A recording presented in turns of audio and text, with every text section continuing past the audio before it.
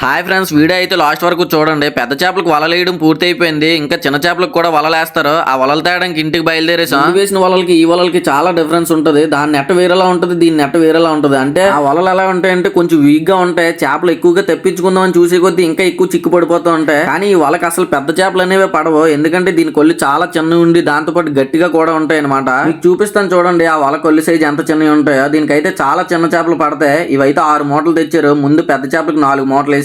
ఆ వలలతో పోల్చుకుంటే ఈ వల వేయడం చాలా సింపుల్. చూడండి మా ఫ్రెండ్ ఎంత స్పీడ్ గా వల వదులుతున్నాడు. అవి అయితే మధ్యలో చిక్కులు పడిపోతాయి. కానీ ఇది ఎంత స్పీడ్ కుదిలితే అంత స్పీడ్ గా వెళ్ళిపోతూ ఉంటది. 5 మూటలు వేసిన తర్వాత 6వ మూట వేద్దాం అనుకునేసరికి బుట్రాయిలు కనిపించలేదు. బుట్రాయిలు అంటే వల వేసి ముందు వల చివరన వల కదలకుండా దించుతారు. వేసిన వలకి చేపలు ఉన్నాయో లేదు చూసి వేద్దాం అనుకున్నారు. వలెత్తి చూస్తే కొన్ని చేపలు కనిపించాయి. ఇంక ఒడ్డుకెళ్లి రాయలు తెచ్చుకుని వల మొత్తం వడ్డేశారు. సాయంత్రం వ్యూ అయితే చాలా బాగున్నది. ఈ వీడియో కింద కానీ 100 కామెంట్లు వచ్చినట్లయితే మార్నింగ్ వలది ఎలా అయితే ఎన్ని చేపలు పడ్డాయి ఫుల్ వీడియో పెడతాను. మీ నేమ్ ఏంటో కింద కామెంట్ చేయండి. నెక్స్ట్ వీడియోలో మళ్ళీ కలుసుకుందాం ఫ్రెండ్స్.